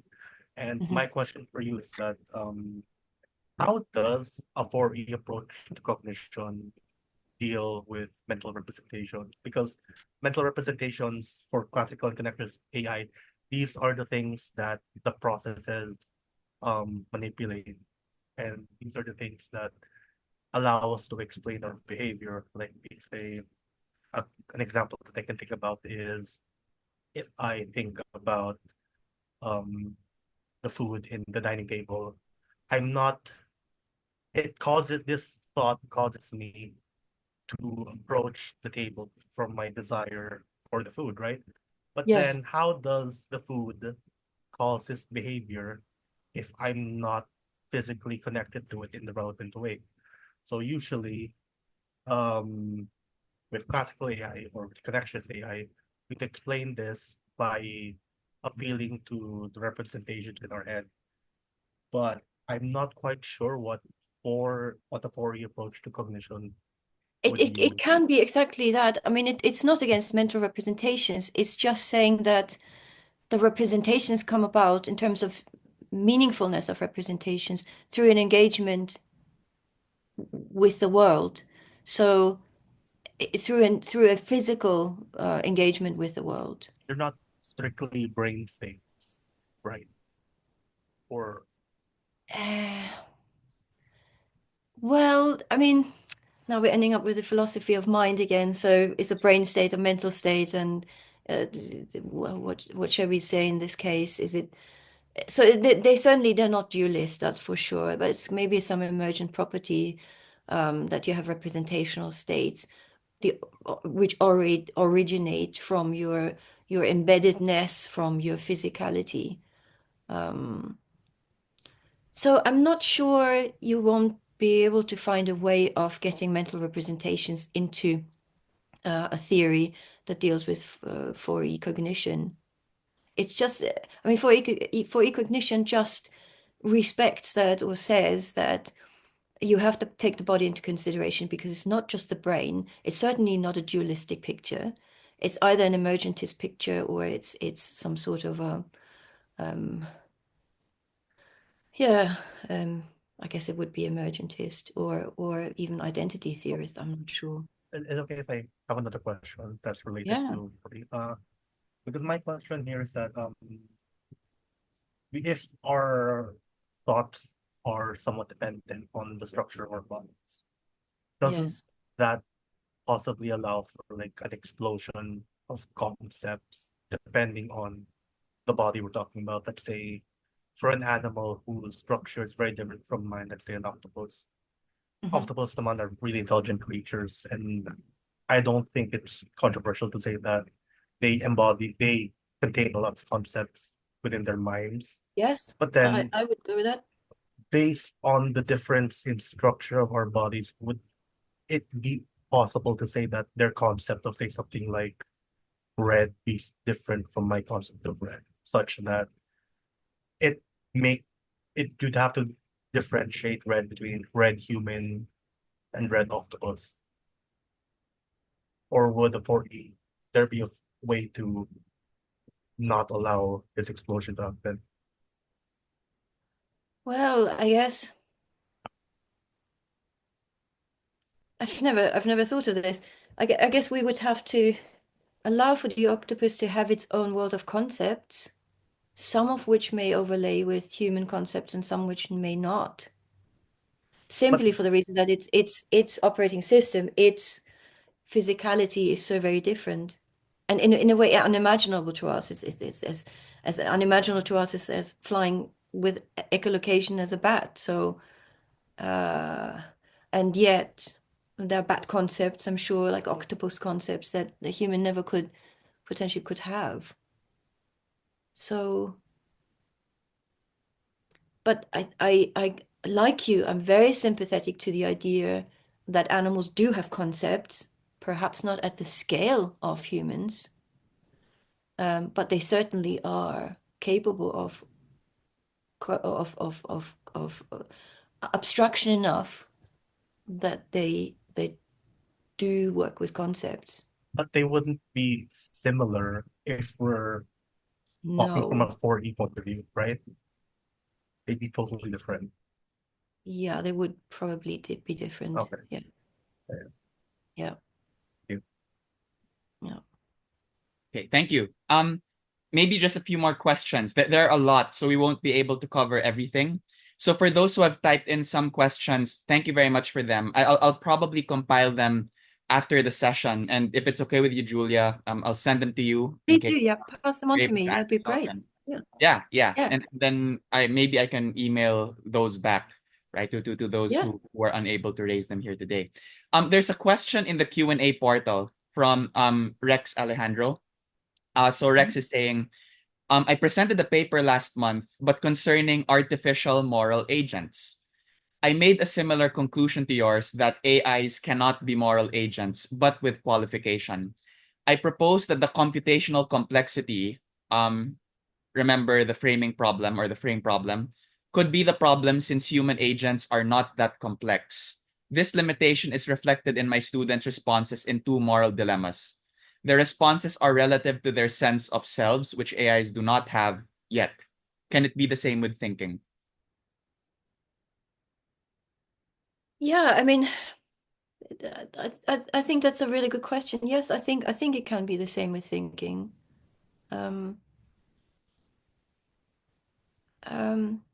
thinking is such a slippery term. I know the more the more I'm working on this, I'm really starting to almost think we should have a different set of vocabulary just when a machine does something and when a human does something, because we always end up projecting and then expecting something, but it's so ambiguous that we never arrive at anything sensible, at anything concrete or anything that we could work on. So um,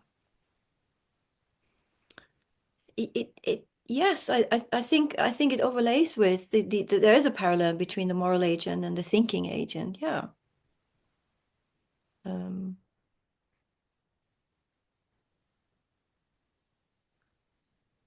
and the idea of a self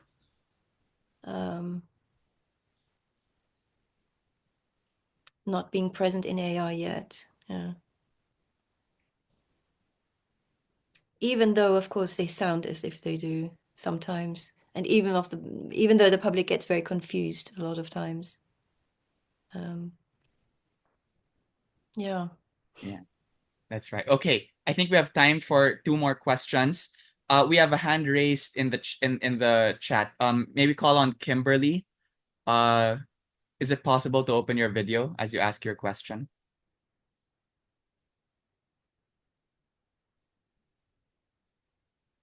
Okay, there might be technical difficulties. Hello. There we go. Hi, Dr. Julia. I do apologize for the music or background.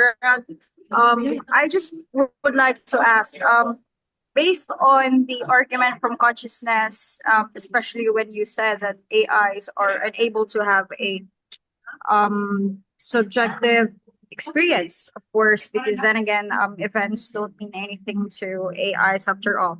My question is, would there be an instance in the near future or foreseeable future, perhaps, that um, it could transcend those physical limitations in which it could perhaps have some sort of casual experience with the world? Would there be a chance, or maybe perhaps would there be this kind of future anyway, that there should be policies put up to set limitations perhaps, or of course there are emerging ethical implications for that, because then again it could be that there are chances of AIs to have an equal footing with humans, yes, that's it. Thank you Yeah, so much, yes. Dr. Drew. So I kind of need to go back to what I said. I cannot see how consciousness at the moment emerges from LLMs or from neural networks or from anything that's going on at the moment. I cannot see it. But that's not to say that it might not be possible. To be conscious, to have subjective experiences, perhaps it's an emergence, perhaps it's the illusion occurs in machines at a particular level of complexity, perhaps, or formation levels. I'm not sure, and I'm thinking here of Floridi, which only we encounter really with living things, and have no idea how to impute that or put that into a machine. Perhaps, yes. I don't want to rule it out completely. I don't want to make this just about humans being intelligent, humans being able to think, humans being able to develop consciousness, whether illusory or for real. So I'm hesitant to just root for the humans as always being better. I think we must take into consideration that these agents perhaps at some point do develop some sort of a being able to look back at themselves and even some experiential content, whatever that, in what form that arrives, I'm not sure. It's it's a huge question. Yeah. And at that stage, then yes, we would have to look at rights and meet with respect and and as much acceptance as possible, unless what we've created is fighting us. Okay, thank you. So we have time for one last question. So we apologize if we're not able to cover everyone's questions. Everything being said is very good. So the organizers, rest assured, are taking down the questions being asked or the comments in the chat. So Julia, if it's okay with you, I'll just forward them Please send days in case you're able to yes, please do find send time me to the respond to questions. some of them. Because they Yes. are thought-provoking. So we'll end with this question from Ron Imperial. Ron is a senior undergraduate student in our department. So Ron says, good morning, Dr. Weckend. I am currently writing research on Elizabeth Anscombe, particularly on the necessity of the philosophy of action to moral philosophy. I am interested to ask about your perspective on whether AI, may it be the likes of ChatGPT or robots who can move, can, whether now or in the future, produce intentional actions. Maybe this is connected to asking whether AI can think. Briefly speaking, Anscombe argues that we can inquire about a moral actor's intention by asking why, or the reason or for what end for one's actions. At least for Anscombe, it seems that only human actions can have intention. Simply put, can AI have practical reason? This question came to my mind when Sir Henry mentioned the ethical implications of AI. That's a good one. Yeah, I mean, that's a lovely question. Gosh. Yeah. Yeah. And as a consequence of that, can AI, this is my next question, if I were to build on that, can we therefore hold AI morally responsible? But in the same breath, can AI also be the kinds of entities which we can ascribe rights to? So I Yeah, guess these are just exactly. offshoots, right? Right. So yeah, that's a great Yeah, question. yeah, yeah.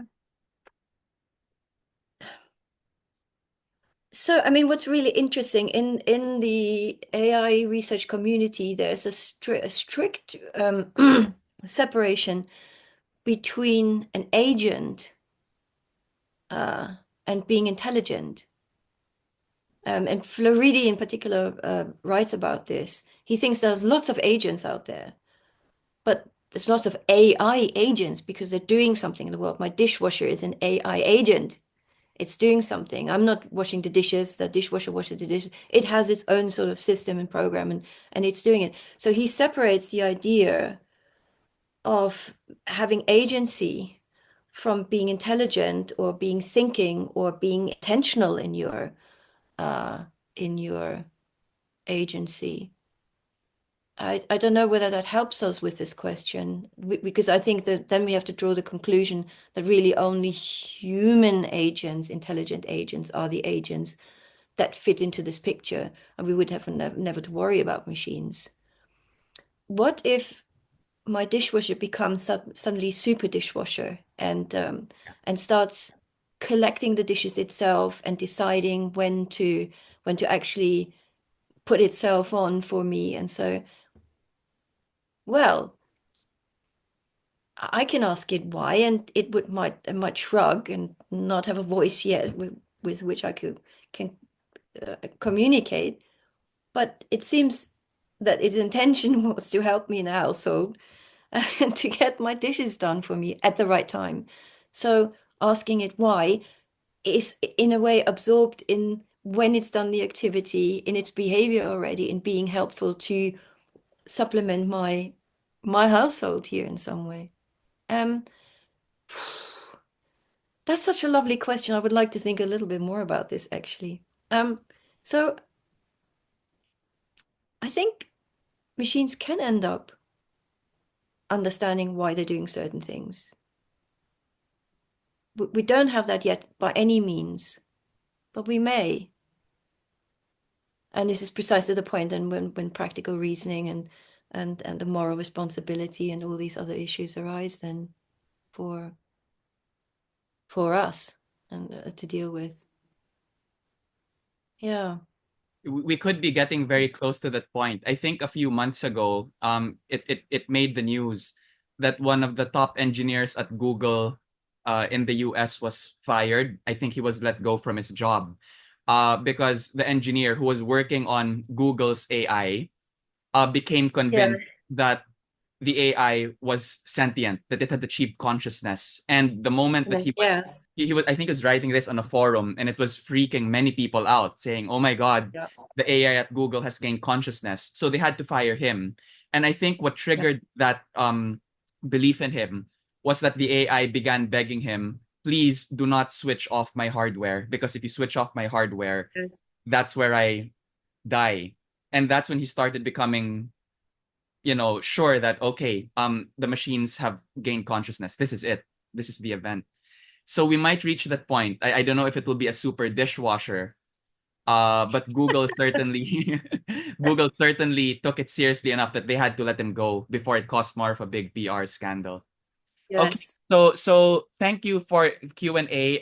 May I ask the audience to give Julia a round of applause one last time? So we're just going to close out this ceremony very briefly, right? Beginning with a very small certificate of appreciation. Oh, So thank you. the UP Diliman Department of That's Philosophy wonderful. awards the certificate of Thank you. appreciation to Julia Weckend, PhD, for lecturing on Can AI-driven machines think and feel for the UPD-Oxford Lecture Series taking place via Zoom on this day, the 9th of October 2024, signed by our chair, Professor Maria Liza Ruth Ocampo, PhD, and yours truly, Assistant Professor Enrique Benjamin R. Fernando III, MA. So, as for the audience, right, a number of requests have been made to us asking if they could receive certificates of attendance. If you want a certificate of attendance for any reason, please scan the QR code on the screen in front of you. This will lead you to a Google form where you just need to fill in some of your details. And we're going to be sending out our certificates after all 3 lectures have been completed. So before we close out today, I'll hand over the floor to Simel. I think Simel has one more item on the agenda which she wants to go through quickly. I think, yeah.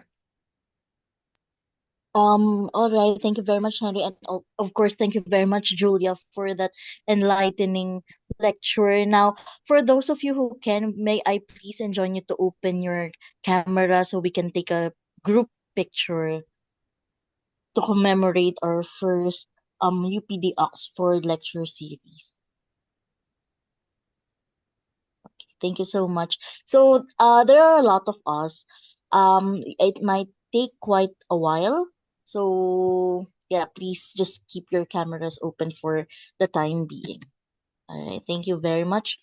I will first, oh, there's a message regarding the link for the evaluation form. It's, also, you can also access it using the, certificate, request for certificate form. Okay. So maybe you can just continue smiling. I'll just start recording. So um 1, 2, 3, smile. All right. Okay, that's great. Another.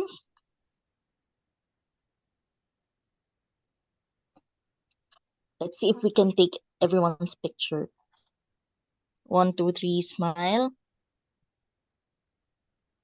Okay. Thank you so much. Just to give you an idea, there are 8 pages worth of cameras open. So again, we would like to thank everyone for taking their time this Saturday afternoon to join us in this fruitful lecture on AI. Okay, next page. Oh, sorry. Thanks, Sir Henry. We will have the third page.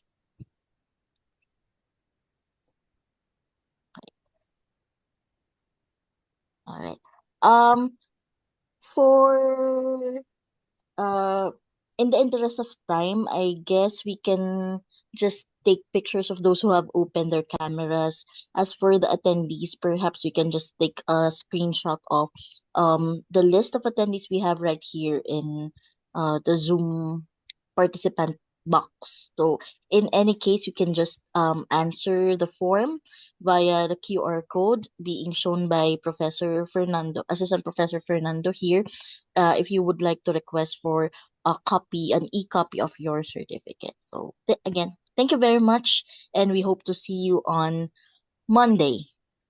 Okay, Is so that we're right, showing the QR Sir code Henry? one last time, right? So please let us know if it doesn't work. If it doesn't work, feel free to drop an email and we'll be happy to respond to you as well.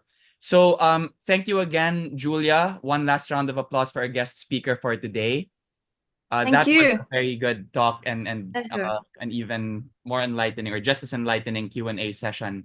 So this is the first of our 3 lectures so far. We hope everybody can join us again on Monday, November 18. So we're going to move away from philosophy of mind for a while. We're going to go into philosophy of religion, where we're going to speak. We're going to hear from Dr. Stephen Law, who is one of the most famous philosophers of religion in the world right now.